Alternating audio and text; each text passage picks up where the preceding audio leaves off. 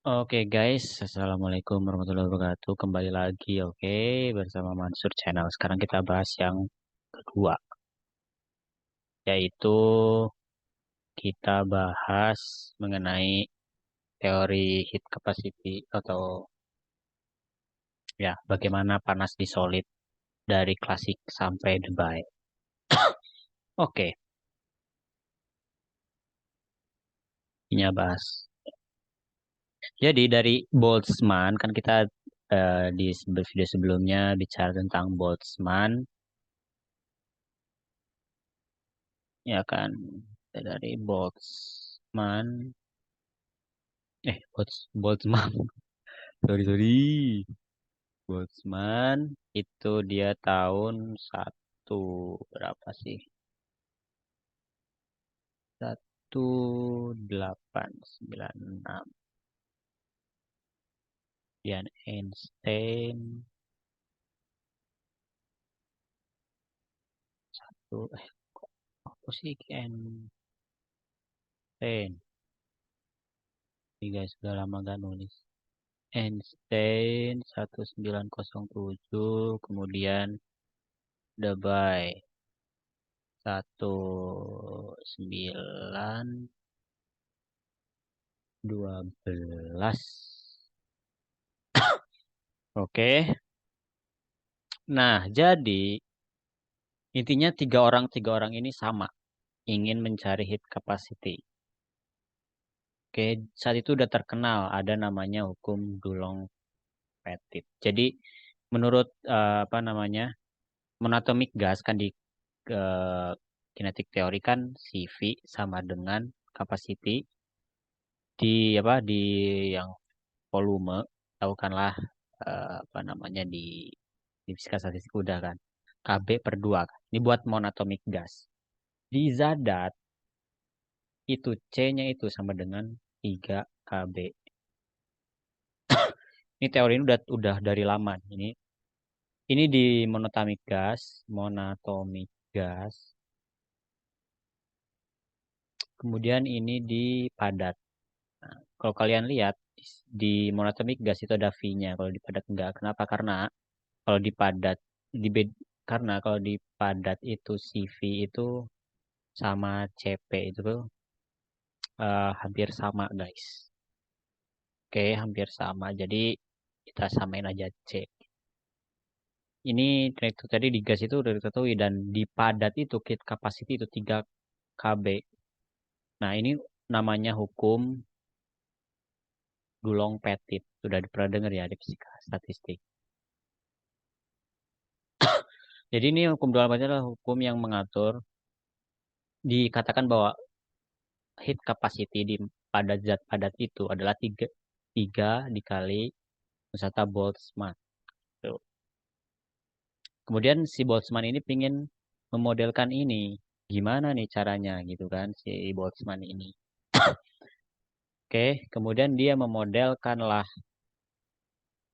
dengan cara menganggap bahwa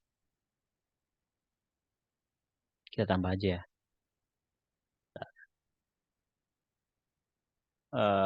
Wait. Oke, kita mulai dari Boltzmann. Boltzmann 1908 eh 1896.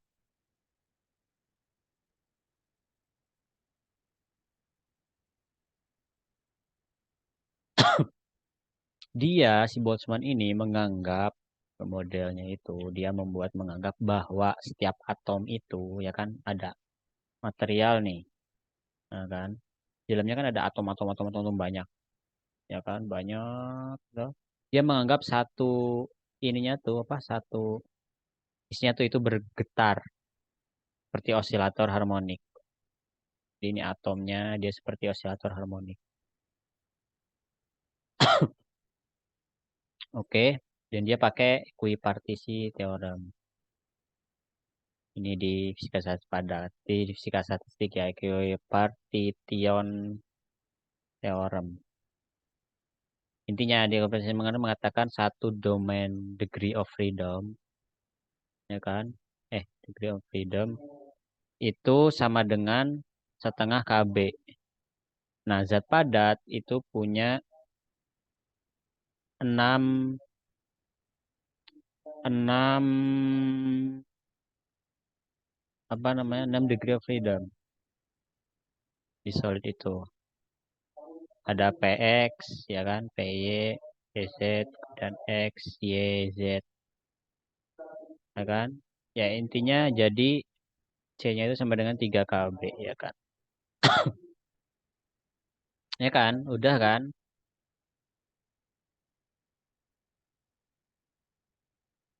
Nah, dia dapat nih model ini. Tapi pada kenyataannya heat capacity itu menurut eksperimen itu kalau di suhu yang tinggi dia itu benar mendekati 3 KB. Tapi di suhu yang rendah, yaitu di suhu yang rendah C itu mendekati T pangkat 3 heat capacity itu. Dan di beberapa material khususnya diamond, misalkan diamond itu dia melenceng sekali. Maksudnya dia tuh justru 3 KB-nya tuh ketika di suhu yang dingin, di suhu apa bukan suhu, di suhu temperatur, di room temperatur gitu. Nah, akhirnya kemudian Einstein itu menyadari, kemudian Einstein itu membuat model baru untuk memperbaiki si Boltzmann ini, gitu teman-teman. Kemudian Einstein itu 2 tahun kemudian 1907, bukan 2 tahun ya, artinya kemudian dia sebenarnya dia modelnya sama kayak Boltzmann. Cuma dia mengerti bahwa pentingnya quantum mechanics. Jadi dia tambah di model Boltzmann ini ditambah quantum mechanics.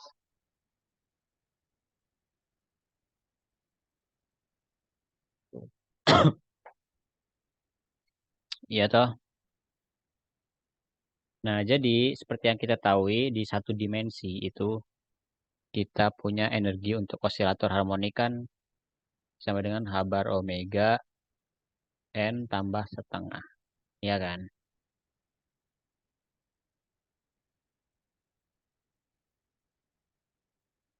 Dengan omega itu frekuensi frekuensinya. Dan ini kita tahu lah di mekanika kuantum. Nah, ya udah kita tinggal masukin aja ke partition function. Masih ingat gak partition function fisika teori? Ini bukan fisika teori, fisika statistik. Masih ingat gak? Dia di satu dimensi, tapi kita akan pakai yang satu dimensi ya ini. Satu dimensi. Itu kan jumlahan dari apa? E min beta pangkat En. Ya kan? Di mana betanya itu 1/KB dikali. Tapi kita nggak akan masuk matematika dalamnya di sini ya, karena yang penting sebenarnya itu konsepnya.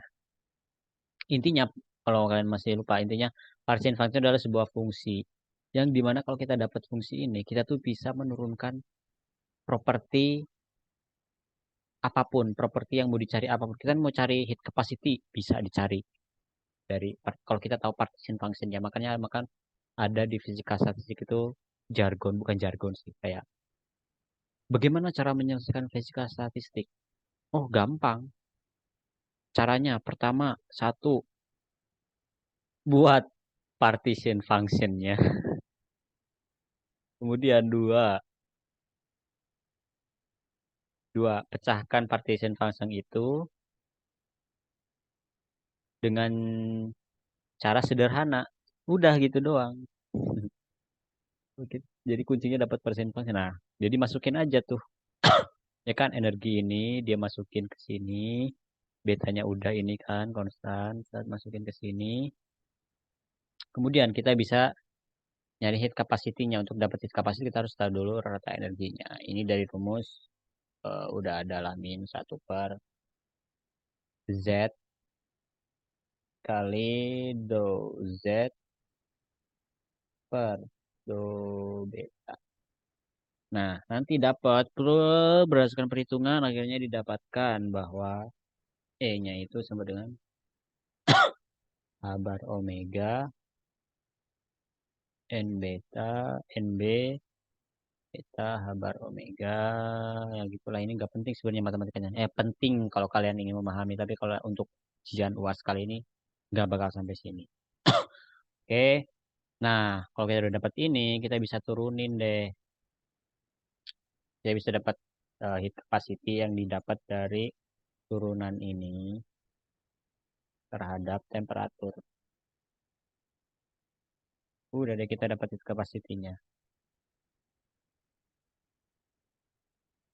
Kalau di sini fotonya, ya referensi ke buku itu ya di slide basic. Ini ingatnya tidak penting.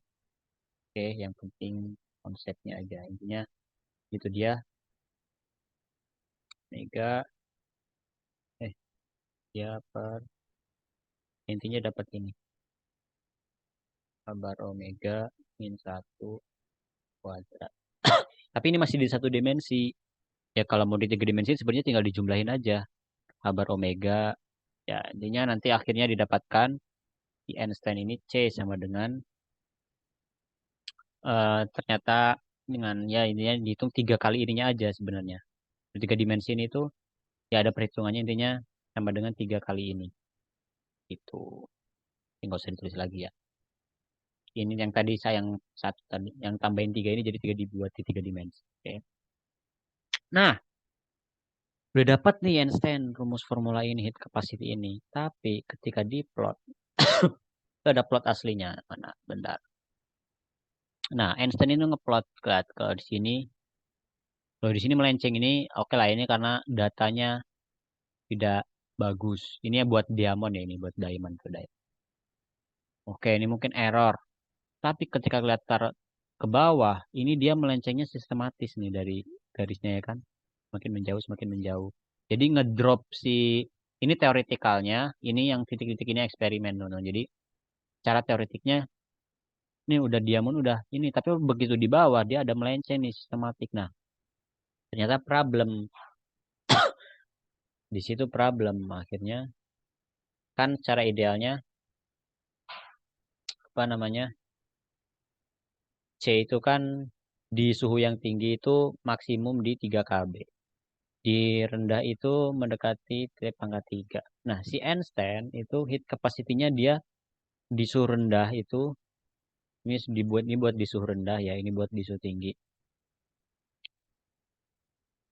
Intinya ini tuh bentar ya. Ini tuh kalau di plot itu teman-teman bakal jadikan ini 3 kan. Ini seret ya kan teoretikalnya gitu. Ketika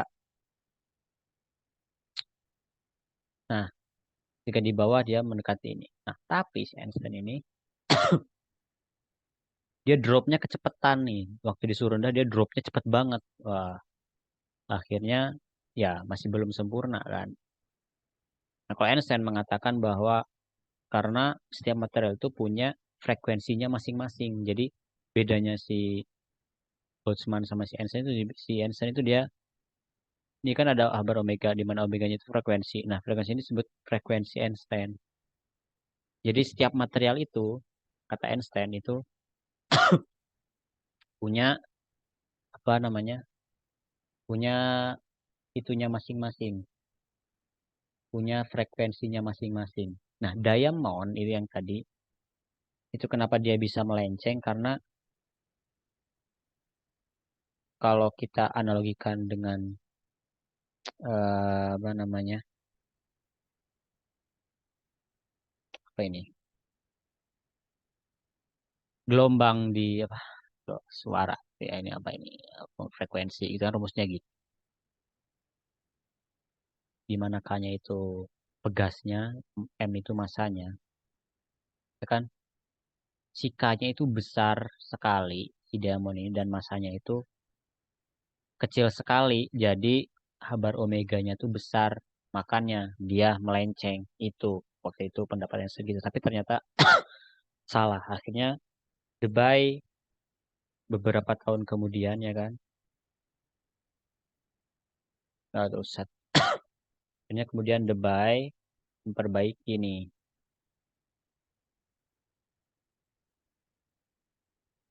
Sebentar guys. Dubai tahun 1912 memperbaiki Einstein. Jadi Einstein sama Boltzmann itu sama-sama memperlakukan itu sebagai apa? Pendapat itu sebagai osilator harmonik atom itu kan. Jadi yang bergetar gitu, vibrasi. Si Debye menyadari apa kesalahan ini. Kan kita punya material nih. Bedanya Debye itu sama yang lain sama Einstein. Ini bentar.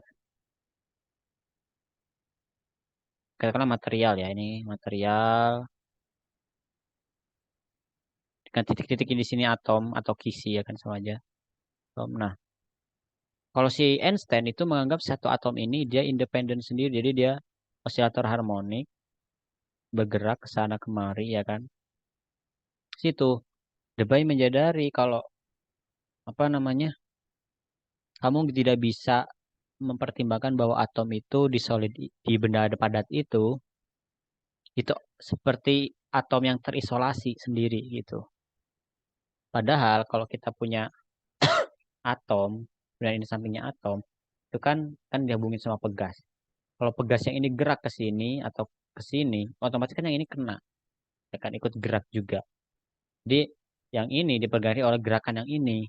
Nah, akhirnya dia menganggap atom itu sebagai collective motion, pergerakan yang kolektif, bukan independent motion, ya kan? Nah, apa yang bergerak kalau ini bergerak bareng-bareng gitu di sini, ya kan? Nah, jadi pakai gelombang, ya kan? Wave motion. Jadi kita pakai pergerakan gelombang dari vibrasi di benda padatnya itu, gitu. Apa yang, nah, equalnya apa? Nah, ekuivalennya itu sama dengan gelombang suara, ekuivalennya. Tapi ini bukan suara yang biasa kita itu ya. Ini beda lagi intinya gitu. Jadi vibrasi di solid benda padat itu diperlakukan seperti gelombang. Jadi kan kita vibrasi aja nih sendiri-sendiri. Nah, kalau ini kita collective motion kayak sound, seperti gelombang suara sound. Tapi sound di sini bukan seperti Anda kira. Nah, idenya dia ini kan udah ada Planck ya. Planck sudah menemukan kuantisasi light. Dia sudah mengkuantais light atau cahaya. Nah, si Debye ini dia persis melakukan sama persis. Kalau kalian udah belajar kuantisasinya Planck, maka mengerjakan ini gampang. Bukan gampang, tahu konsepnya. Kan si Planck mengkuantisasi light. Si ini dia mengkuantisasi sound. Sound. Bedanya apa? Ini kan light sama sound. Bedanya sebenarnya sederhana, cuma perbedaan minor aja. Kalau light cahaya itu dia ada dua polarisasi. Polarisasinya ada dua. Dua polarisasi ya kan tahu kan gelombang cahaya. Ada gini gini gini ke atas sama yang gini gini gini tahu kan ya. Kalau sound itu ada tiga polarisasi. Stasiun. Tahu lah ya kalau dua ini kan yang tegak lurus atau biasanya kita sebut itu transverse, ya kan? Nah, kalau ini dia sama ada dua transverse, ini dua transfer ya, dua transverse. tambahan satu longitudinal. Intinya longitudinal itu arah rambatnya sama arah gelombangnya tuh searah. Pernah kan ini klasik fisika klasik gitu kan. Nah, gitu sebenarnya teman-teman. Gitu sebenarnya. Terus apa lagi ya? Intinya konsepnya gitu aja. Nanti kita summary ya di belakang. Akhirnya setelah perhitungan. Jadi dia sebenarnya apa? Bentar kita ke previous bentar ini. Malang. Zoom-nya. Kalau kita lihat Einstein, itu tadi dapat E-nya ini kan, ya kan? Sebenarnya yang bentar, kita copy aja ya. Mana sih? Lupa. Lupa, sorry guys. Bentar guys, ini gimana? Ini ya. Oh iya, ini kita coba copy dulu.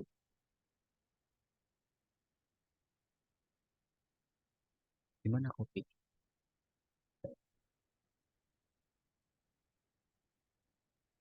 Nah, kita tulis lagi aja ya. Tak tulis persis kayak gini.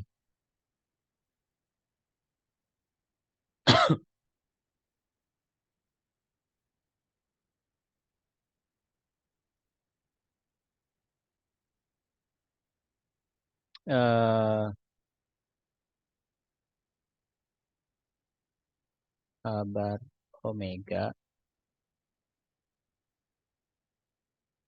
kesini ya. Kabar omega NB beta kabar. Astaga, jelek banget.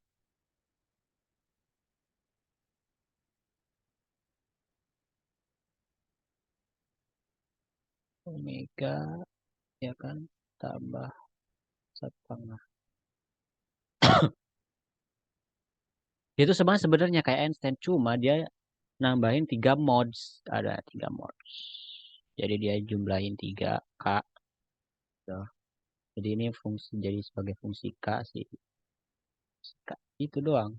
Gitu doang persis kan E-nya. Nanti kita dapat C-nya. Intinya akhirnya eh nanti C-nya kita dapat nih sama dengan ya tinggal turunin ini hadap. Tapi kalian gak usah. Aduh ini gimana turunnya? Gak usah. Udah orang lain udah nurunin. Soalnya juga kalau kalian lihat ya soal-soal kemarin itu apa namanya? Soalnya itu kebanyakan konsep semua ngitungnya dikit. Kalaupun ada ngitung dia kayak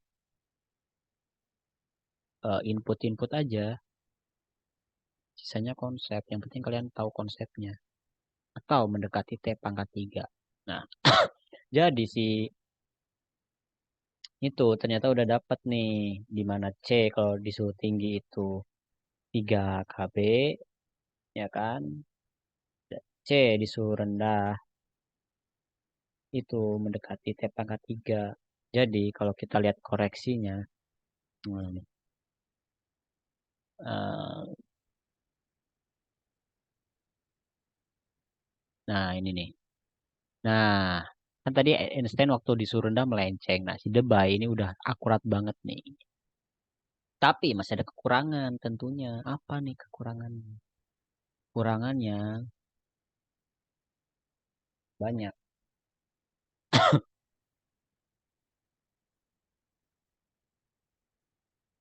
Hmm. Jadi masih banyak apa ya? Ad hoc itu apa? Masih banyak.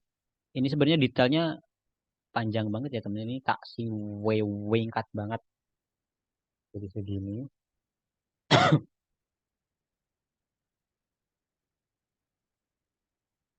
Secara eksperimen ini tuh akurat banget, udah persis kayak yang di eksperimen ini kan.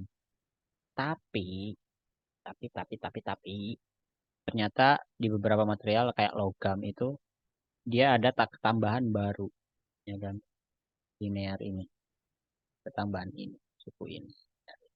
yaitu adalah elektron. Nah, nanti hanya habis ini kita bahas elektron. Oke. Ini sebenarnya kebanyakan detail sih sebenarnya. Oke, kita summary dikit ya setelahnya. Jadi intinya kita udah bahas tiga Boltzmann, kemudian dikembangin oleh Einstein lagi. Bentar. Einstein, dan dikembangin lagi oleh Debye. Bedanya Boltzmann dia nemu itu sama dengan kayak rumus Dulong Pet, ya kan? Dia mendapatkan Dulong Petit. Bagaimanapun di suhu rendah, ternyata kan C-nya mendekati P pangkat 3. Jadi masih salah, kan? Oke. Kemudian Einstein membetulinya. Jadi dia memperlakukan, bentar ini. Boltzmann ini memperlakukan sebagai harmonic oscillator. Einstein juga sama, dia ngelakuin sama kayak Boltzmann, cuma dia pentingnya bahwa penting harmonic oscillator atau pentingnya mekanika kuantum, ya kan? Dan dia pentingnya yang akhirnya dimasukin lagi, tapi dia masih sama menganggap ini apa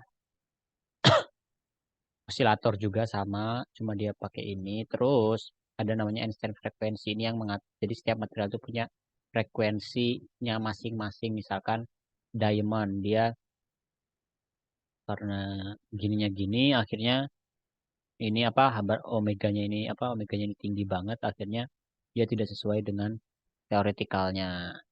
Nah, gitu. Jadi ada namanya Einstein frekuensi. Frekuensi Einstein. Material punya masing-masing ini di mana yang menentukan besarnya kapasiti tergantung dari materialnya yang masing-masing punya Einstein frekuensinya masing-masing. Si Debye dia memperhatikan kalau atom tuh nggak bisa sendiri-sendiri bahwa gerak yang ini juga mempengaruhi gerak yang ini, John. Tuh bila bilang artinya dia memperlakukan itu sebagai collection move. Ya kan, collection motion, gerakan secara kolektif yang menghasilkan wave, ya kan. Jadi dia intinya mengkuantisasi sama seperti yang dilakukan oleh Planck.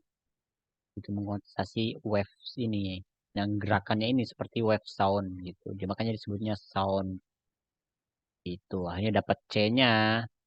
Dia dapat C di mana suhu tinggi 3 kb dan C mendekati T pangkat 3 sesuai eksperimen. Tapi di beberapa material kayak metal itu kan ada kontribusi lain. Nah, ini udah bener nih secara eksperimen. Si Einstein dia betul di 3 kb udah bener. Di C ini juga mendekati. Cuma di suhu yang rendah ini dia drop duluan si teoretikalnya sama eksperimennya seperti yang udah ditunjukin tadi. Di Boltzmann ini dia cuma betul di suhu yang tinggi doang. Karena di suhu rendah kan C sama dengan T pangkat 3. Itu ya paham ya. Ini gambaran besar. Oke. Oke, selanjutnya kita akan bahas mengenai elektron, yaitu Drude sama Sommerfeld.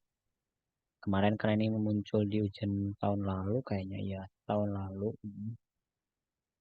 Sejak kok itu guys. Oh ya guys, aku mau cerita dikit ya. Sebenarnya ya guys, ide apa ya? Ini kan aku tadi lihat idealnya apa? Aku pengen curhat sedikit aja.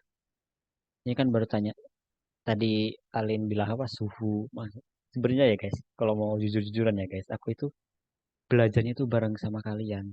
Habis UTS aku gak tahu sama sekali dari nol, pure dari nol. Nilai zadatku tahun lalu jelek. Ini cerita aja biar ngasih motivasi sih. Cerita aja, cerita. Cerita zadatku tahun lalu jelek. Dan aku jadi asisten ini nggak tahu apa-apa sama sekali materinya.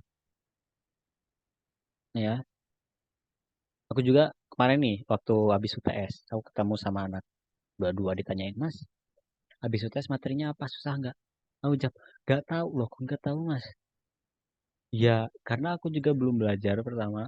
Yang kedua, aku malas-malasan parah Pak, guys dulu. Nilai IPK aku jelek. Aku nggak suhu juga, aku baru belajar sama. Cuma tahun kemarin itu aku ikut kursus. kursus bagaimana cara belajar. Intinya bagaimana cara belajar yang efisien. Gara-gara ikut kursus itu, aku jadi berani ikut tutor, jadi tutor gitu karena apa ya?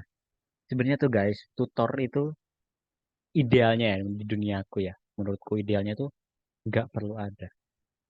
Karena kalian paham karena tutor dengan kalian paham belajar sendiri itu perbedaannya jomplang banget. Nggak ada satupun guru yang bisa mengajari kalian. Itu. Pemahaman itu datangnya jika kita bertanya di dalam diri, oh pernah gini, gini, gini, gini. Tutor itu hanya memfasilitasi. Aku malah terkesini sini sih. Kayak intinya gitu ya guys. Intinya kalian tuh bisa guys belajar sendiri. Jangan dibiasain kebergantungan pada tutor. Aku dulu kebergantungan pada tutor juga. Sama aku dulu kalau pada titik tertentu juga kita harus bertanya. Oke, of course. Tapi defaultnya gitu. Kalau bisa teman-teman, kalian nggak bergantung pada tutor, nggak bergantung pada dosen. Kalian belajar sendiri buat pemahaman. Mungkin kapan-kapan kalau ada waktu gitu, aku pengen bikin video bagaimana cara belajar gitu. Karena ada tekniknya teman-teman belajar itu. Kalau kalian tahu tekniknya, cara belajar yang efisien, gitu, ya belajar ya bisa-bisa aja gitu. Ya teman-teman, malah kepanjangan. Terima kasih. Jangan lupa subscribe ya teman-teman.